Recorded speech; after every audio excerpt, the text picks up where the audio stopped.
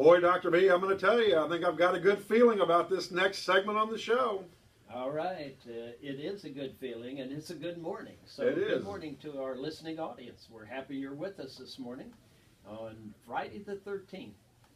And it's Fun Friday. All Fridays for us is always fun. We try to find peculiar, interesting things to share. We get kind of serious during the week, but on Fridays we try to have a little fun. Call in today, 214-787-1160. 214-787-1160. With your funny, darndest things that kids say. We have another one to share, and I had to check with our producer to make sure that it was legal to say this. Sherry, she chimed in last night and sent us an email. Her 6-year-old, they're at Costco. And of course, if you've ever been to Costco, Bill, you ever been to Costco? Bill says he's been to Costco. It's crazy. I mean, I cannot imagine more people in one place than Costco. It may be a warehouse that's 100,000 square feet, but there are 300,000 people in that 100,000 square feet.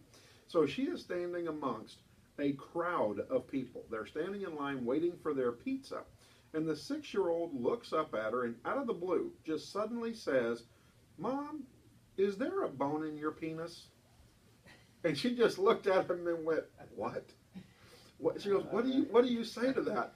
You know, Kindergarten Cop is what comes to mind with Arnold Schwarzenegger. Do you remember that? Right. Oh my goodness, when those two first kindergartners looked at him and said what they said, and I mean, it was something special. But I'll tell you, she goes, "What do you say?"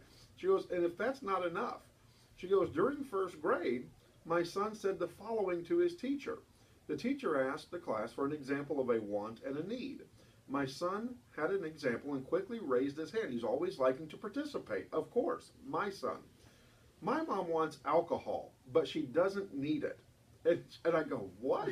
Where does that come from?" Then later on in the year, they were at a class party. She was holding a friend's baby, and a classmate came up to her son and said, "Is that your baby's sibling?" He replied, "No, my mom doesn't have a uterus." The little girl looked at him and goes, "What's a uterus?" She goes, "This is my life." You know, welcome to raising boys, right? I guess. I tell you what, I was reminded of another one that wrote in, and she said she found this. She had made a grocery list, and when she went to the grocery store looking at it, she said on part of the bottom of the grocery list, her son had scrawled in on the grocery list, "Singing lessons for mom." Singing lessons for mom. And another one said, after I reminded my son one more time that I'm the mother and he's the child, he said, "You may be the mother around here, but you're not good at it." Oh, no. Well, I tell you what, Bill, this is terrible, some of these things that these poor kids are saying to their parents. Yeah, this is crazy. So, Dr. B, here's one I can't wait to say this. I don't know if you've read this one in our email yet or not, but Callie's mom, and by the way, Callie will be back with us on Monday. I'm pretty excited. She's bought her first car, and so we're going to give her a hard time about that. Yeah. But we're excited. She was in a car accident. She is doing well. Thank you for your prayers out there. So Brandy, who's Callie's mom, piped in and sent us, she goes, "I have to share this because kids do say the darndest things. When Callie was in the first grade, I picked her up from school and asked her how her day was. She said she had a good day, and a little boy asked her if she was a virgin. And she said, 'No, I'm a Baptist.'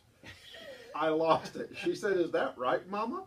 I told her, 'Yes, that was absolutely correct, baby. Have a good day.'" Well, now that's a definitive description of who one is, right? Boy, isn't that the truth? "No, I'm a Baptist." One of my colleague friends who is a therapist said that obviously there's too much therapeutic talk at her house when her, I think, 3 or 4-year-old said, "Mom, I'm setting a boundary. No one else in my room." So you never know what they're going to say. You know, and I've got one more, Dr. B, and I'm going to share it on myself. This is when I was a kid. Of course, my mother recites this story because I don't remember it. I think I was maybe 2.5 years old, and we were in a Mervyn's. I don't know if people remember what a Mervyn's is or not. Okay, Bill remembers. Again, you've got to be over 35, I think, to remember these things. So I'm in a Mervyn's, and evidently I'm 2 or 3, in between 2 and 3, and we're standing in line. And this is when Mervyn's had some groceries, evidently. And evidently they sold groceries at some point back in the 70s, I guess. And so we're checking out, and there's a woman behind us. And I look around my mom, and I point, and I said, "Mama, Mama, look." And she goes, "What, honey, what?" And I go, that woman, she's a different color than we are. Why did God paint her black? And my mother turned around and she goes, I am so sorry. She goes, I cannot believe my son said that. She goes, oh, don't worry, I get it all the time. So, yeah, you know, those things where your parents just want to crawl into a hole and they don't want to be seen. That was one of those moments. Now, Dr. B, do you have one of those definitive moments for you when you were a kid? Well, I don't remember. It's been too long since I was a kid. But I have another one that I want to share from a person who was a former music teacher and elementary school counselor. She said she was teaching class to some students and asking them to name the 4 families of instruments. And, of course, that's the strings, brass, woodwind, and the percussion. But when the child answered, he was able to get the strings, woodwinds, and brass. And he said, and for the 4th one, he said prostitution. No, he instead did of not. Percussion. No, he did not. Of course, the teacher said she had a hard time holding on to her laughter, you know, and that. But kids are innocent. They just say what comes to mind, what they've heard. Another good lesson for us to be careful what we say, right? In Absolutely front of the right. kids. So. Well, and Dr. B, you know, let's tie this all in now because it's all fun. Like I'm having a great day. Bill, you having a great day. Bill's having a great day. Dr. B, are you having a great day? I am having a great day. Humor, Yes, laughter, and just having fun is important. And it's not only important for our souls, but it's also important that we have that so we can be more productive. And Dr. B, I think we've done a little research. And so does humor make us more productive? Well, it does make us more productive. And, you know, there's a quote from one of our former United States presidents, Dwight Eisenhower. He said, a sense of humor is part of the art of leadership, of getting along with people, of getting things done. And I thought that was a great quote, number one, just for any time. Michael Kerr, an international business speaker and president of Humor at Work, and the author of The Humor Advantage, Why Some Businesses Are Laughing All the Way to the Bank, says the amount or type of humor you'll find in any given workplace depends almost entirely on the culture. And in workplaces that encourage people to be themselves, that are less hierarchical and more innovative, people tend to be more open with their humor and more productive. Even people who aren't always comfortable sharing their humor tend to do so in more relaxed environments where the use of humor becomes second nature with everyone's style. It provides an opening. It appears that people are able to be themselves and, you know, they're more productive because when you laugh, it releases those endorphins and one just feels better when after a good laugh.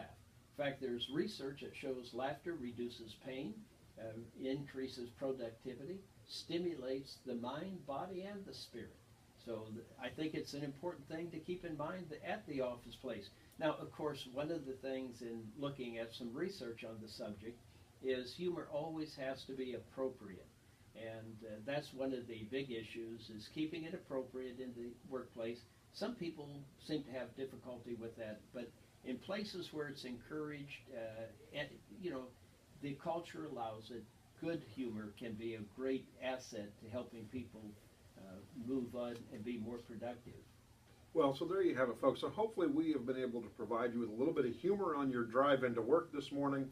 And hopefully you've laughed with us. And so that way when you get to work, you'll be just maybe a little more productive, a little easier going, and make the business environment a better place. And so always remember, a little bit of humor is good. If your kids say something to you funny in the morning, I bet it gets your day started off right. And so we appreciate all the people that sent in their different things that kids have said or funniest or darndest things that kids have said. You know, on to crazy laws on the books, because I think this is amazing. And Texas is one that has some great laws on the books. Check this out, Dr. B. Did you know that it is illegal to sell your eyeballs in Texas? I did not know that. It is against the law to sell your eyeballs in Texas. Well, there goes that source of income. Yeah, Bill, no more selling your eyeballs. Yeah, Bill's saying shucks in there. All right. Well, folks, stay tuned. We're going to come back with some more crazy laws in Texas, and then some of the crazy laws that are out there around the country, and then Friday the 13th, and we're going to send you off to your weekend. Well, we'll be right back after these messages. Malaysia did a good job. These are funny as all get out. Yeah. Check this out. In Nebraska, drivers on mountains should drive with caution near the right-hand edge of the highway. There are no mountains in Nebraska.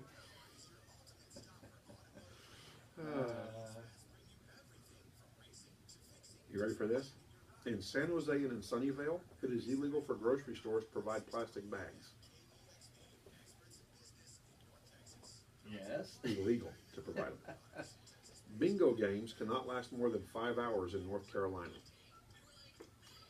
Let's see. Mississippi's anti-Bloomberg bill will restrict towns and counties from regulating nutrition labeling.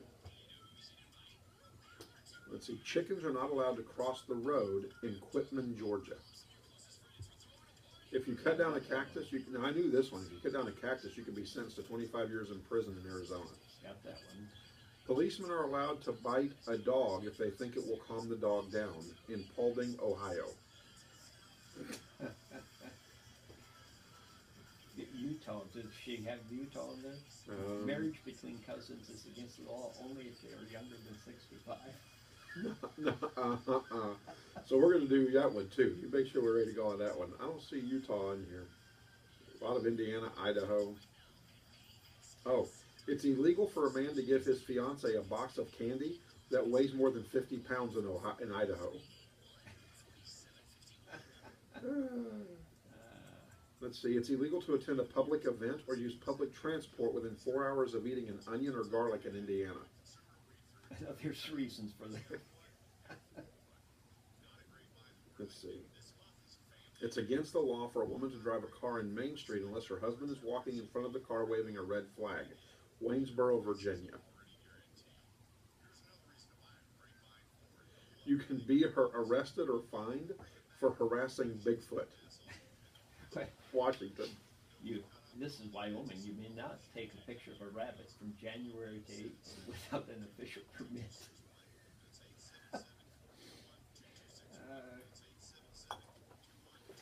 Bill, did you like to tie in to the business aspect of humor?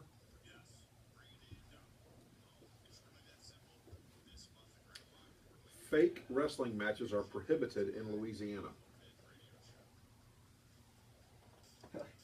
In San Antonio, flirting is against the law. Nuh-uh. Seriously? That's what it says. There's a box of candy that you just read. Check this out. In Texas, it is illegal for one to shoot a buffalo from the second story of a hotel.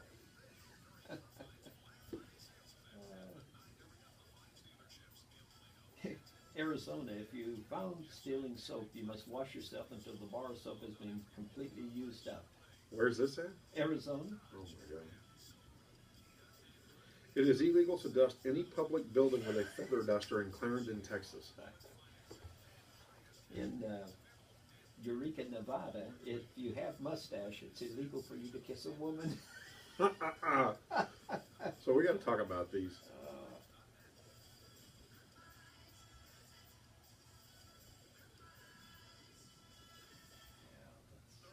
Hey, Abilene has the same law on flirting. That's interesting. I didn't know that.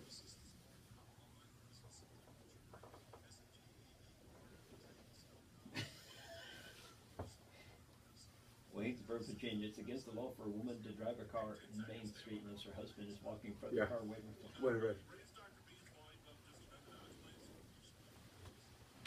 We are at max.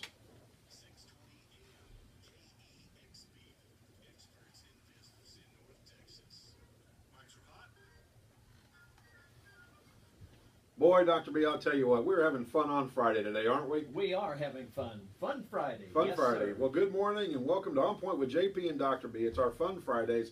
We've got one more story that's come in from Canada.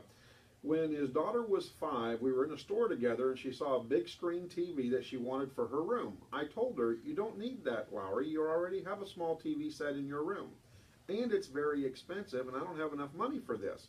To which she answers,